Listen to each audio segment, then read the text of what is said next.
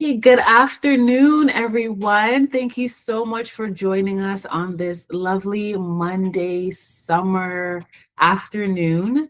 For those that are joining us for the first time, you are so welcome. Good for you for being up to date on your wellness. And for our wellness watchers who are not new to this, you've been attending webinars, you've been enjoying learning more about yourself, and even our practitioners and the practice, you are also so welcome and good for you for being up to date on your wellness. My name is Cassandra Francis, and I am the founder as well as the clinic director and one of the registered psychotherapists at One Piece Therapy. And today we have the lovely Sasha Latiff-Thomas, who will be presenting on emotional self-care, in particular, managing stress before it manages you. And we all know it can very well manage us quite seamlessly. So I'm quite eager to delve into things and hear more. For those that are attending live, please feel free to use the chat function if you have any comments, any questions as we continue on this afternoon, or you can unmute yourself when appropriate, but please feel free to remain as you are. No demands or expectations in that way. For those that are watching the recorded version, please feel free to comment below in the comment section if you have any questions, comments, concerns, all the shebang. And I think that's all the housekeeping. So without further ado, I welcome Sasha to start the webinar. Oh, I really appreciate the warm welcome and introduction, Cassandra. And I also wanted to take this time to welcome everyone who's joining in either live with us today or even after today. So, as Cassandra already mentioned and introduced, today's presentation will be on exploring our emotional self-care and just taking a moment to explore stress before it tends to explore us first. So before we begin, getting into the good stuff, here's just a quick overview of today's agenda. So we'll start by looking at what emotional self-care is. Then we'll move into how stress and emotional depletion shows up. We'll explore some common barriers, and we'll finish up with some practical tools and even when to seek additional support. So let's just take a moment to understand emotional self-care. So emotional self-care can be understood as an ongoing practice of noticing our emotional experiences, responding with that awareness and compassion, and taking actions that support our well-being and values. So there are a few common misconceptions about emotional self-care that may get in the way of practicing it. So for example, it's selfish. Right? But emotional care actually helps us show up for ourselves and even others more continuously. Or sometimes it means avoiding responsibility. But actually, instead, it helps us engage with our responsibilities more effectively and with more balance. Or a misconception, emotional self-care is just about self-soothing. Let's take a moment, let's soothe. But it actually also includes awareness, some understanding, and intentional responses to those emotions. And lastly, we only need emotional self-care when we're like super overwhelmed or in crisis mode. But in practice, just small, regular emotional check-ins can often be a little bit more helpful than those crisis-driven reactions or coping. And I already have a question, Sasha. Let's just get right into it. So the myth of, it's selfish to take care of your emotional well-being. I'm curious of your thoughts very candidly on how did that come to be? Like, why would people think it's selfish to take care of your emotional well-being? Oh, I think there's so many like branches to this idea of selfishness. When I think about like emotional self-care, like being selfish, sometimes we're in like an environment where we like are meant to be thinking of other people, putting other people first. So anytime like we come and we think about ourselves or slow down or stop, it's almost like a bad thing, like we're doing a wrong thing. And I think that could bleed into just the environment sometimes that we're like in, how we've been raised and we've been grown up, what's been modeled or not modeled to us. So we're just trying to figure that out. But there's just something about like stopping or even slowing down is just, it's not right. It's wrong. Yeah, I agree. I definitely agree. There's a lot of expectations on outpouring to other people. And I think that even goes hand in hand with where my mind went on this point about boundaries, right? Like it can feel very selfish when there aren't any, isn't any safe space to set those boundaries. Like, well, if you're my friend, obviously I'm a tell you whatever. If you're my coworker, we work on the same team, of course I'm going to tell you whatever. If you're my sister, sibling, wife, brother, of course I'm going to tell you everything. Yeah. But, boundaries. Boundaries are also important, but boundaries. That response. I also thought that you brought up a really good point about like even who sometimes we set boundaries with. Maybe it might be a little bit easier, maybe with a colleague or like an acquaintance where that space is a little bit further. But then when we're thinking about like people in like our loved ones or like in our inner circles, it might be a little bit harder to stop and slow down for ourselves when, our loved ones might need us. Right, exactly. But I'll let you go on. Okay, so why do emotions matter? Now, why are we even talking about this? Why should we even slow down, right? So a helpful way to think about emotions is that they're like information from our internal and external experiences.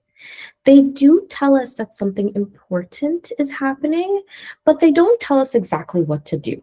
We still get to choose how we respond. So for example, let's use like anxiety. Feeling anxiety might be helpful in a way that gives us information that something is feeling just a little bit uncertain, but it's not a directive that something dangerous or something needs to be avoided. Right? So emotions might actually help us notice what we might need. Right? So we might need some rest, we might need some connection, some boundaries, or even some support, right? Emotion might help us notice that there's like a function to them, even the unhelpful ones or the uncomfortable ones. And I kind of want to put up air quotes for uncomfy or uncomfortable emotions, right? Emotion might help us notice that suppressing emotions is very different than processing them, and that emotions influence our thoughts, our behaviors, and our decision-making. So if we think of emotions as signals, then it becomes important to recognize what those signals look like when we've been under stress for a little while.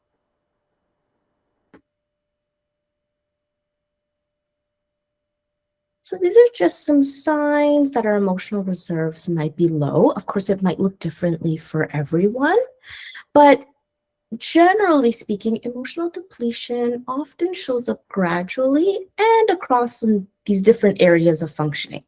So maybe some thoughts or some cognitive signs or brain, maybe there's a little bit more overthinking or rumination, right? There's difficulty concentrating or making, important decisions.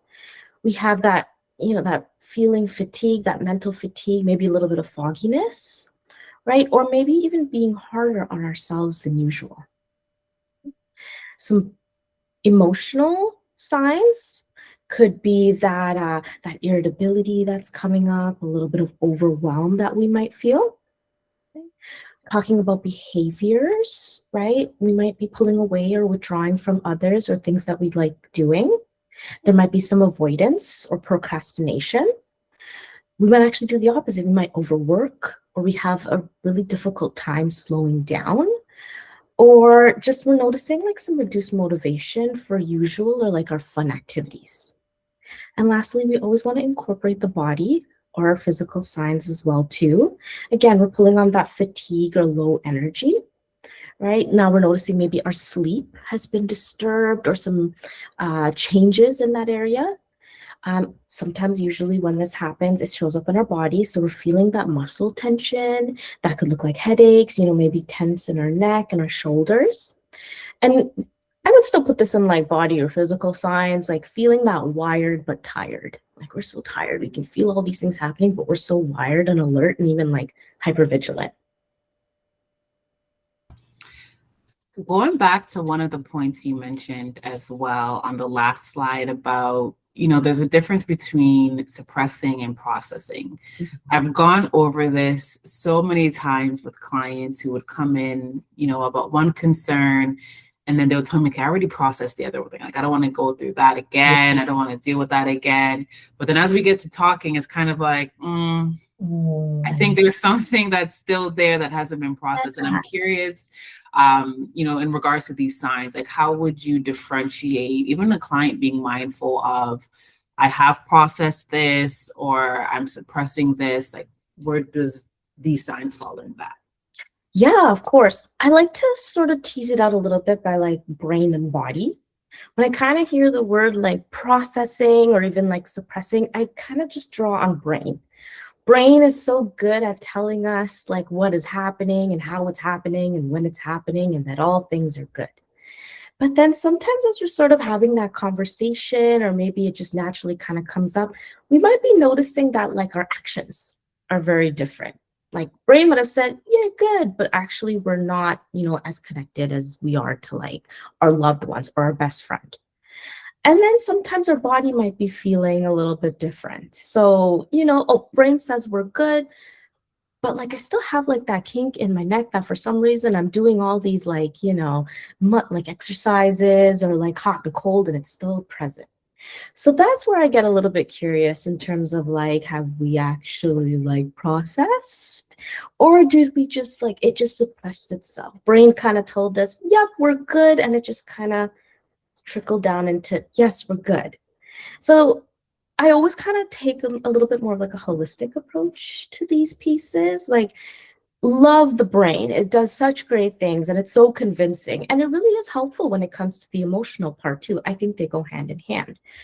But when it comes to the processing piece, we want to just ensure that all these moving parts to ourselves are also feeling a little bit more aligned. So if brain's saying, yes, we're good, that means we're kind of reconnected with everyone. We're kind of back on our grind and we're feeling a little bit more, say, confident in our work or like other domains of life. And our body's feeling more relaxed and a little bit loose and just enjoying. Thank you, Sasha. Very clear. But I also want to welcome our audience too. If you have any comments or questions, feel free to use the chat as well. Yes, please do. Okay, I thought we'd just take a moment just to have a 30-second emotional check-in. No pressure. I'd put 30 there, but it could be 5, whatever feels right. But now that we've kind of looked at some of those common signs of emotional depletion, I was thinking we'd just take a moment to turn our attention inwards, right? Again, we don't need to analyze anything. Brain, thank you, brain, but we just want to notice if there's anything present for you right now with these prompts. Taking a minute. Even if we take that little bit just to like settle in. A little bit of prompters on the screen as well too. What emotions have I been carrying lately? Might be 1 or 2 things. How have they been showing up? Right? Is it my thoughts? Is it my body? Is my behavior? Is it all of it? And are you all noticing any signs of emotional depletion? Before we move on, I also, again, just want to welcome anyone. If you do feel like you want to share your responses, feel free, but of course, no obligation at all. Okay. We're probably going to move on, but if you decide you're still typing, feel free.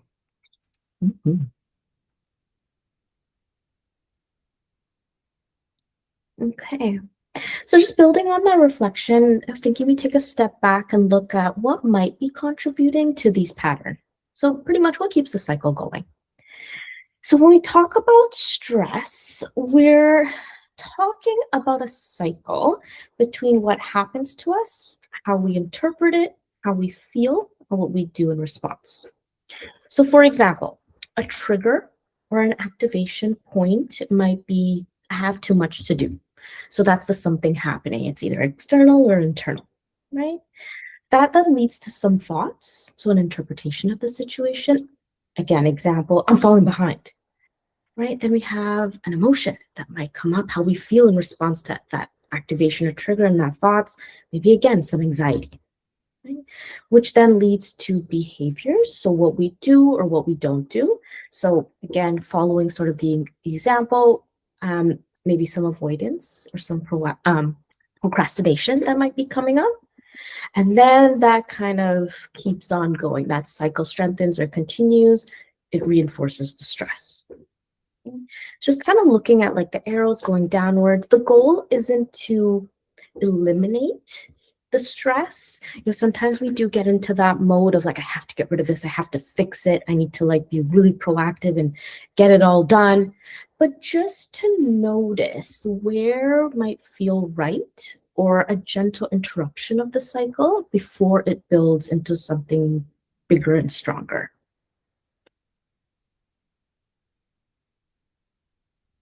Right?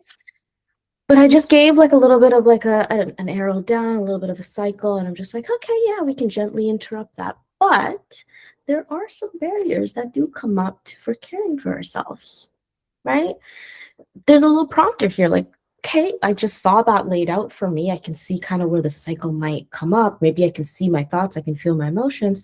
But like, why is it so hard for me to engage with myself when I'm caught in this, right? So I thought I would break it down a little bit into like the thoughts, the beliefs, the emotional, and the behavioral patterns, similarly like to before.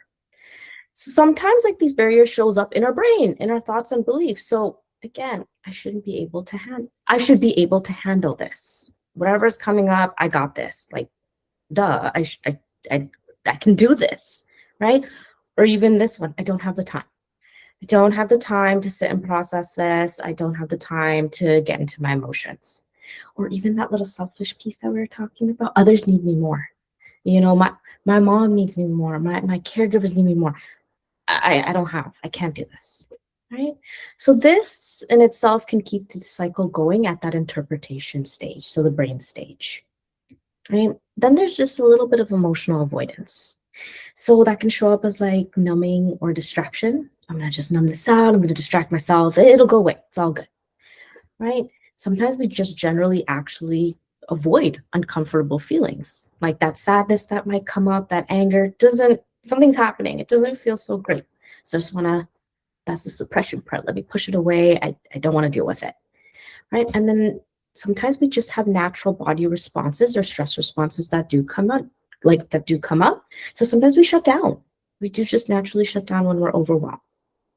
But this interprets that emotional processing, so the feelings actually don't get worked through. Right? Then again, pulling on those behavioral patterns, right? Kind of pulls into the emotional patterns. We procrastinate or we avoid, we overwork or we make sure we stay busy. Oh, these emotions are coming up. Let me just throw myself into my work or throw myself into whatever I need to do. Right? I don't have time for anything or anyone else. I'm going to withdraw from like support or like talking this out or even like making it aware that it's even existing. Right? But this unfortunately then reinforces the stress long term. As you're kind of noticing, like it then brings on that reinforcement loop.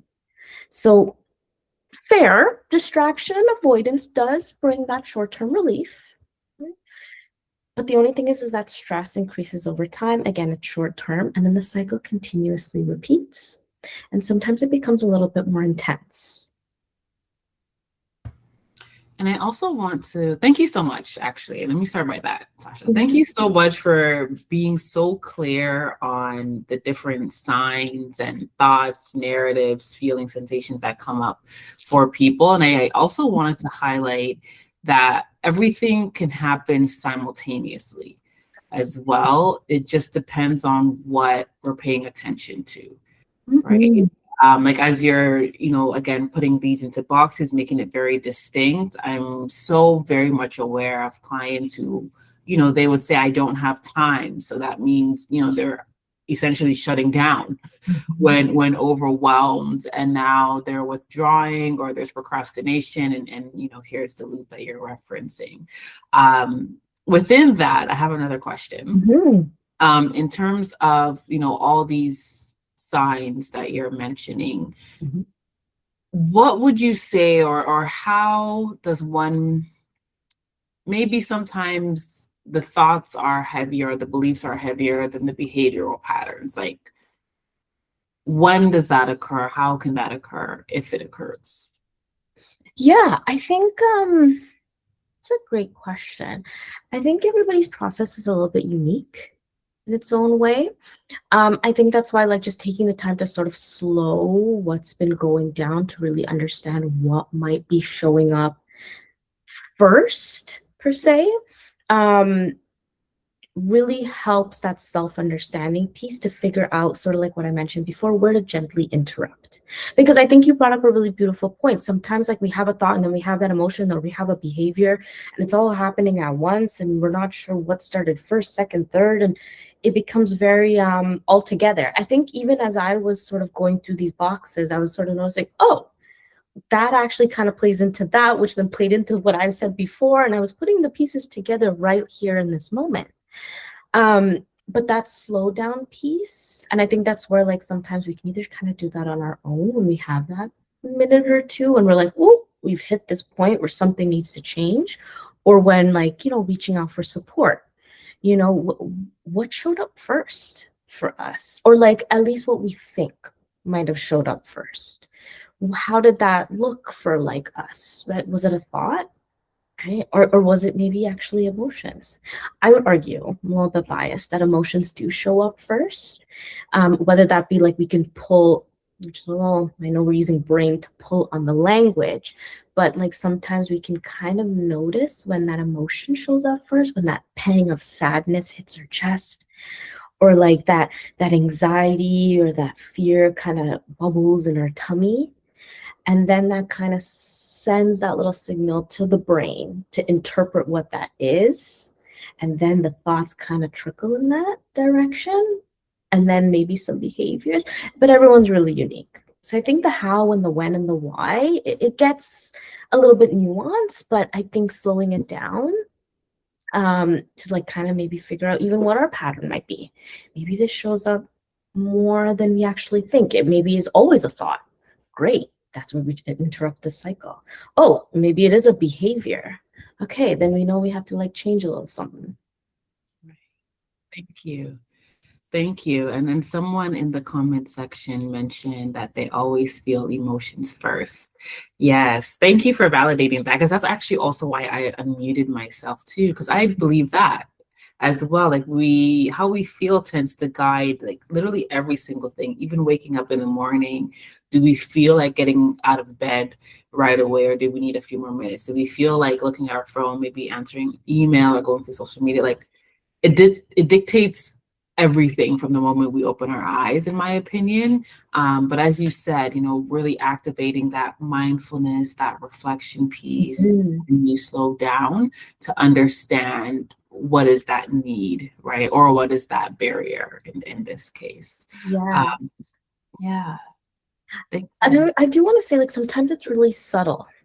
Like, Mhm. so especially, like, again, I'm a little biased here. I'm gonna push the emotions come first. So sometimes we don't always notice it as, like, this big, thing, or something that we're able to call. Again, it could be just that, like, little pang in our chest, and we're like, what is that? Or, like, a little bit of tightness, or, like, sometimes we just feel different.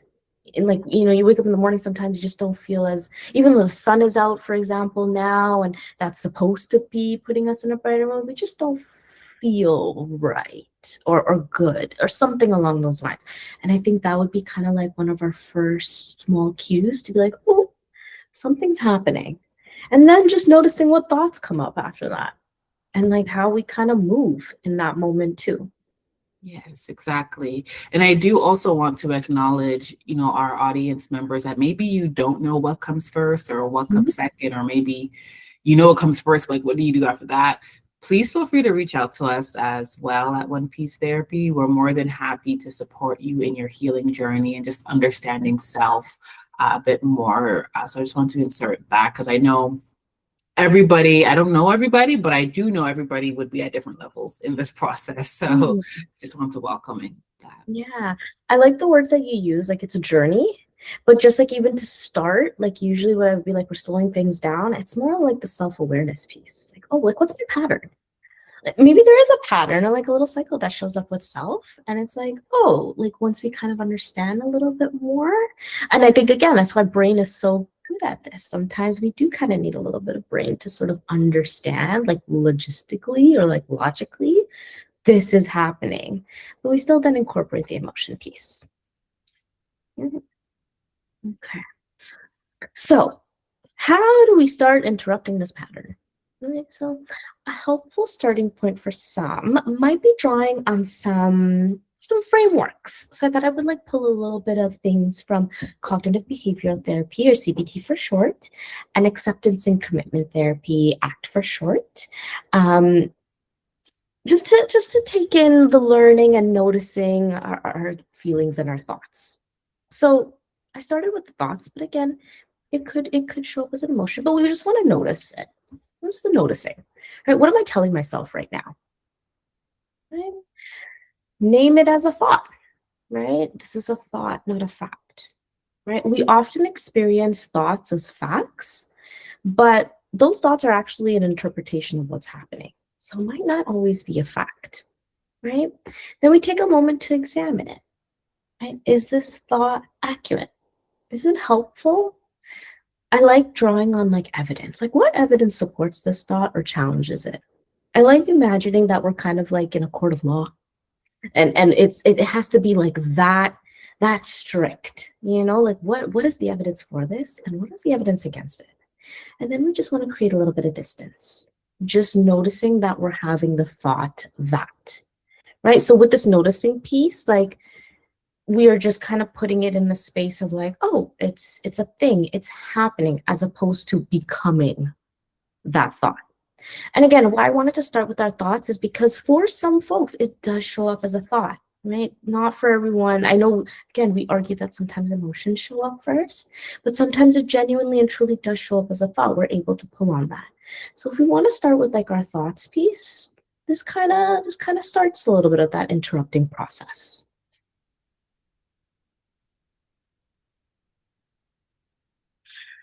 Then we kind of acknowledge and make that space for emotion. So we looked just now at how we can notice and examine our thoughts or our brain stuff. So now let's like learn how we can relate to the emotions that then might show up alongside them. So pulling on that framework and that ACT-based approaches, we often use the idea that what resists tends to persist. Right. So instead of trying to get rid of those uncomfortable emotions, we then focus on making space for them, recognizing that emotions are signals and not our enemies. Okay. So there's name it to tame it. When we notice and put language to what we're feeling, like for example, this is anxiety, it can actually reduce the intensity of the emotion. It's almost validating to put like language to an experience. Right? So it's that genuine or gentle noticing of what's present for us in the moment. And we can also use tools like the emotion wheel that's on the screen just to put more specific language to what we're feeling, especially when it's hard to name that emotion right away. And there's so many emotions. Sometimes we don't even know what we're feeling, or sometimes we think we're feeling one thing and then we look at this wheel or a couple of like words and we're like, oh, I was actually feeling that. I notice whenever I give clients the emotion wheel to identify their, the name it to tame it, it literally does tame it almost immediately in some situations. Like once we're able to name the exact emotion we're feeling, then it immediately makes our mind, like it cuts off a lot of time or questioning or even paths of trying to figure out what am I feeling? Yeah, what am I feeling exactly? Okay, this is what I'm feeling. All right, that makes sense. And then we can, respond accordingly. Because I find, as some of you might see, because this is very tiny. Hopefully you can zoom in a bit. But in the center it has the general emotions, like sad, happiness, and things like that, or even anger. I find when people say, oh, I feel sad, then it can help, but it doesn't tame it exactly, which is the regulation part. It just kind of it's just acknowledging it, I guess, but Yeah. we're not really taming it. And I find when we give space to, let's break down what that sadness is. Is it disappointment, Yeah. right? Is it grief? Is it hurt, right? So many different aspects are, or emotions are related to sadness that I find when we're able to say exactly what it is, it Mhm. really does tame it, right? Because as you can imagine, Sasha, like if we're hurt, how we respond to being hurt is much different than how we respond to being disappointed. Yes. Right? So I just want to say that, like, it really does help almost instantly. It's validating. I also want to reframe it. It's like it's really empowering to kind of Absolutely. move through figuring out what exactly we're experiencing. Because, Right. like exactly what you're saying, I'm sad. Okay, now what? You know, like not that we can't do much with that, but actually sadness takes on so many different forms. Like for example, Right. you mentioned grief. That's a whole different layer or depth to that sadness. Like that is sorrow we're talking. Right. Right. Or if we're talking about disappointment, there's just like a validating depth to what we're feeling. And I think even on the wheel, because the wheel is my best friend, I kind of know these parts really well. Yeah. Powerlessness. Right. Or when we kind of feel really powerless in a situation, that's a different type of like energy we are bringing not only to ourselves but to the environment, that we're not just sad, like we've experienced some stuff or we're experiencing some stuff. And that in its own way, yeah, really just like tames it. It's grounding in a way, just to kind of like speak our truth, our emotional truth of how we're feeling. Exactly. Exactly. It definitely is. And even if it's not to others, because of course that emotional communication is also another level of validation, absolutely starting with yourself, right? Mm-hmm. It is, as you said, empowering. Mhm. Oh yeah. To others, we're looking at a little bit of vulnerability there. That's a whole other conversation. It is, it is. I don't mean to tap into that, but you know. Conversation. Mm. Actually, Cassandra, I was gonna go back to the previous slide because there's one other piece there. Um, the grounding practices, like when the emotion feels more intense. So for example, maybe we've gone down to that depth, maybe we feel that powerlessness or that disappointment, we do want to pull in a little bit of grounding practices because it can really help bring us back into that present moment. So I believe in like the previous slides I'd mentioned that overwhelm or that shutting down, again, our body has these stress responses learned, and sometimes it just kind of happens. So we just want to be able to come back to that present moment, right? So just some brief grounding practices could look like, noticing our feet on the ground. Breath work is incredibly important, very resourceful. We breathe quite all the time. So it's where it's with us, or just orientating ourselves to what we can see or hear around us. Just pulls us back from that disappointment into the here and now, more present. Right. Another helpful like idea is something called urge surfing. I know the images are a little bit small, but it's a little bit of a wave there. Right. This is the idea that urges and emotions tend to rise, they peak, then they do eventually fall, like a wave. Right. So instead of reacting to that urge immediately, right? So for example, trying to like push it away, suppress it, we're practicing noticing it. So noticing that disappointment, riding it out a little bit. That might use some groundings and allowing it to shift naturally over time. Yeah. Now I want to kind of look at like engaging in some values guided behaviors. So once we start noticing and then we start making space for our emotions, the next step is asking, what do I want to do with this awareness? Now I have it. Now what? Right? So again, pulling on ACT, we often come back to this core idea of values, because emotions don't just tell us what we're feeling, they can also point us towards what matters to us. So value-based emotional self-care is about choosing how we respond to these emotions in ways that are aligned with what matters to us rather than just what feels easiest in the moment. So I think that kind of also pulls on that empowering piece. Okay, It's empowering to label it, to know how we feel, but now how do I want to act? How do I want to now behave with all this awareness that aligns with who I want to be as a person in this moment and who I want to be later on? Right? So I think that helpful prompt is like, what kind of person do I want to be, even during stressful seasons? So again, pulling on the example of anxiety. So feeling anxiety is uncomfortable. I'm not going to sugarcoat that, right? But it also might be pointing us towards a need for something like safety or support. So then we can connect to this value, like a connection, or family, right? Which might guide us towards taking a small action, like reaching out to someone we trust in our circle, or checking in with like a loved one.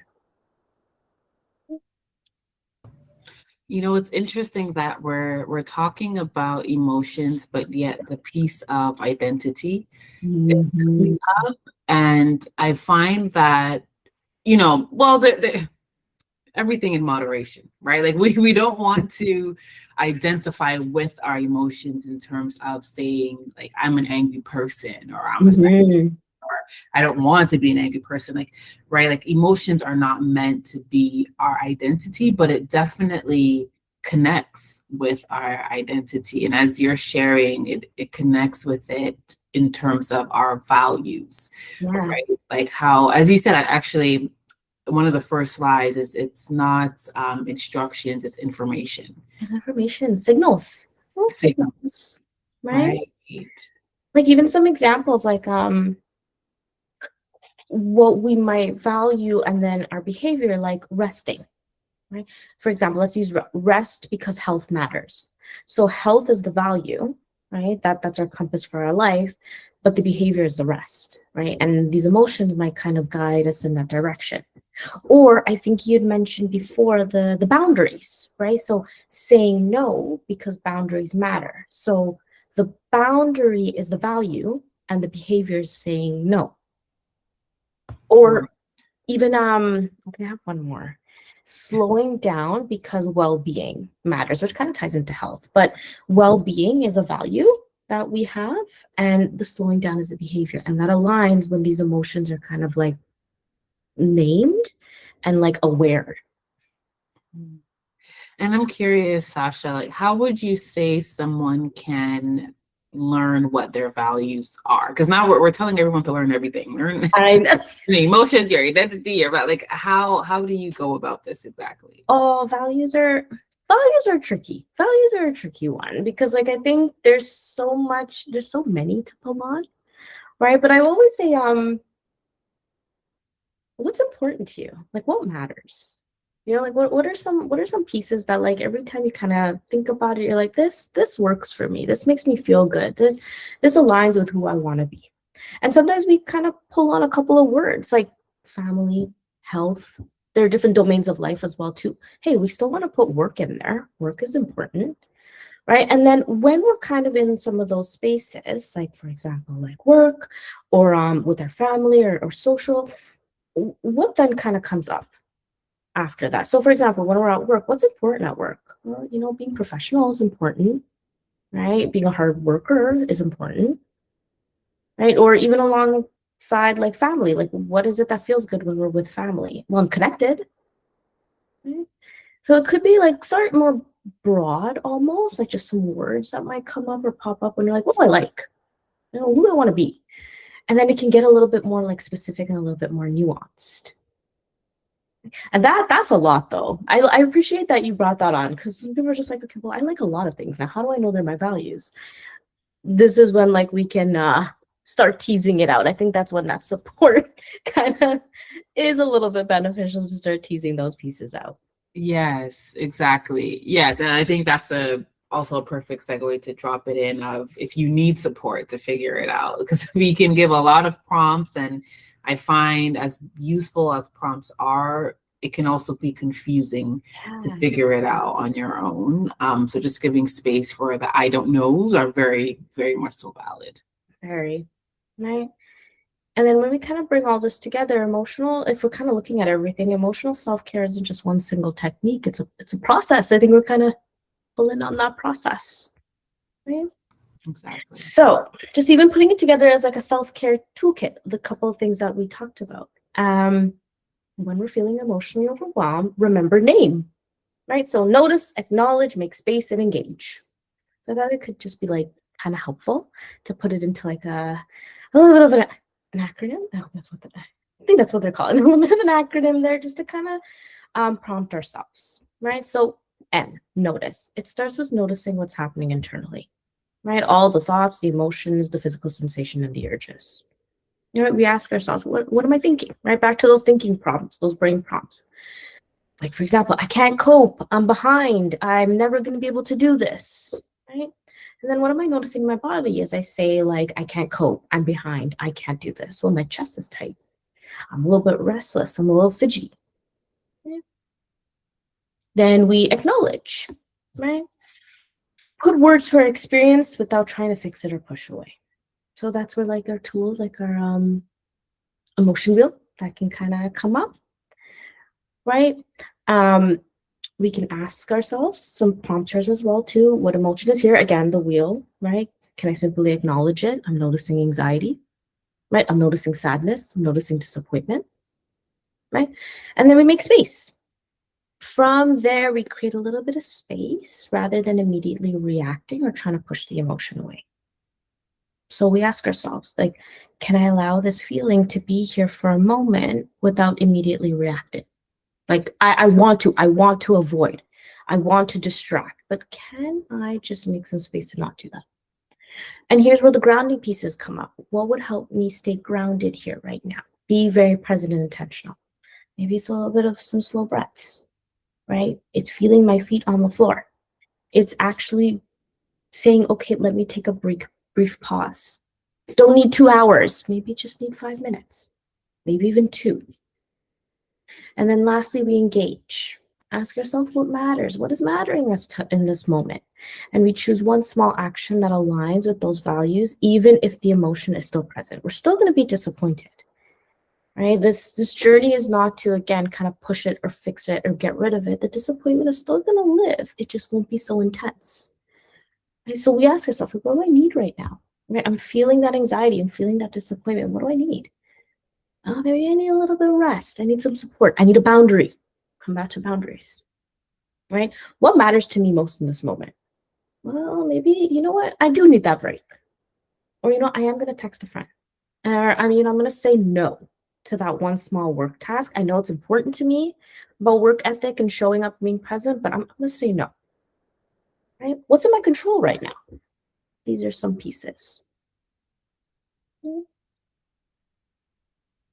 I think this slide kind of just shows a little bit of like the prompters that I just went through. The N, the A, the M, the E. So notice, acknowledge, make space, engage, name. Short, simple. We'll put that in air quotes, simple. But just to kind of like start, maybe just a little toolkit for ourselves. Maybe we just start with the N. I put it in like a NAME to make it like a little bit catchable and rememberable, but maybe we start with like acknowledging. Maybe that's a little bit easier for us. We just want to acknowledge. Or maybe like we want to make space. Right? So there's a little bit of flexibility in what feels right for our unique processes and our unique cycles. Thank you for mentioning that, Sasha, because I was actually going to ask, does it have to be in the sequence of the word? But I appreciate you noting that ultimately people can start from where they feel comfortable. Yeah. Right? As long as, I guess, treating this more of a checklist than sequence. Oh, yeah. Yeah. I think so. We want to cater to our uniqueness. And again, I think that's where the empowerment piece kind of comes in of like, this is my process, this is my awareness. And what do I need? Especially when we're talking about like needs and values and emotions and thoughts. What feels right for me in this moment? Right? What would want to help move away from like, oh my God, this is really overwhelming and I don't really want to deal with it, to I can do this. Like I can manage this. And we'll start with the M. Maybe we'll make another acronym out of this. Right. Right. Names. That's as far as my creativity goes. Right? Beautiful. Okay. I do want to, of course, it is touch on this. Like, we've been learning to notice our thoughts and emotions, and sometimes we feel a little bit equipped to do that on our own. But it is also helpful to notice when, our emotional challenges are becoming a little bit more difficult to manage on our own. Right? So these aren't hard and fast rules, but maybe just again some signs, some noticing that it might be helpful to reach out to, maybe someone like trusted healthcare provider, mental health professional for that additional support and exploration. So if you're noticing that the stress is beginning to affect things like sleep, work, relationships, or other parts of our life, or that the strategies we typically use to cope don't seem to be helping as much, it may be a good time. Right? We also might notice ourselves feeling, a little bit more isolated than usual. Again, that emotional shutdown might be, really heavy, right? Maybe more emotions than usual. So, for example, anxiety might be showing up tenfold, right? Or simply just feeling stuck. We're just like, we just have this stuckness and like these patterns that are difficult to move through. Seeking support can be one of the most meaningful, I think, acts of emotional self-care, especially if we're talking about values and alignment to what we need and what matters most in the present moment. So just to be mindful of some of these parts.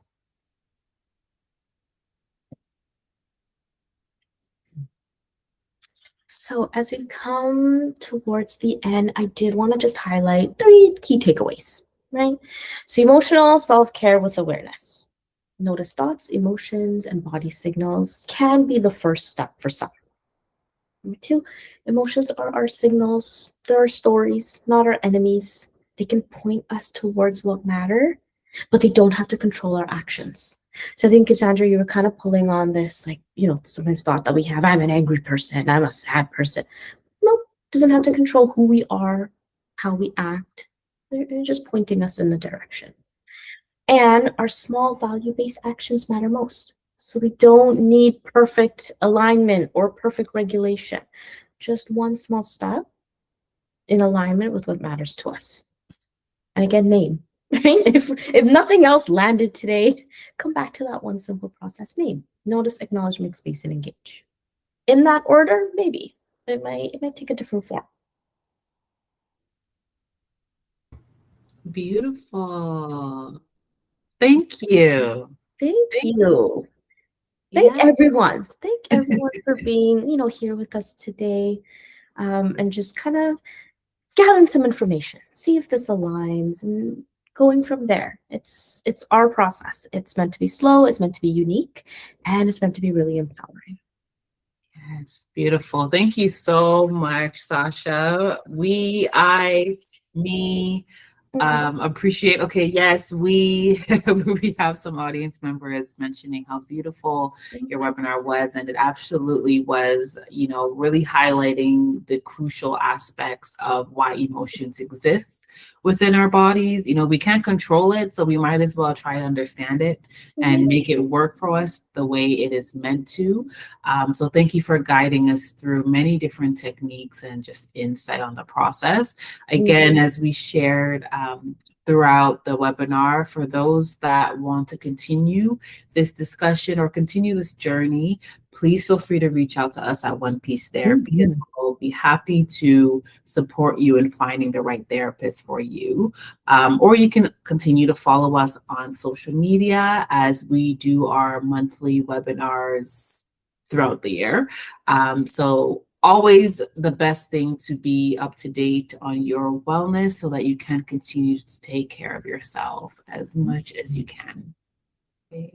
If you have any questions, please feel free to do the chat. We do have a few minutes. We'll be here before we officially wrap up, but I will be closing the recording at this point.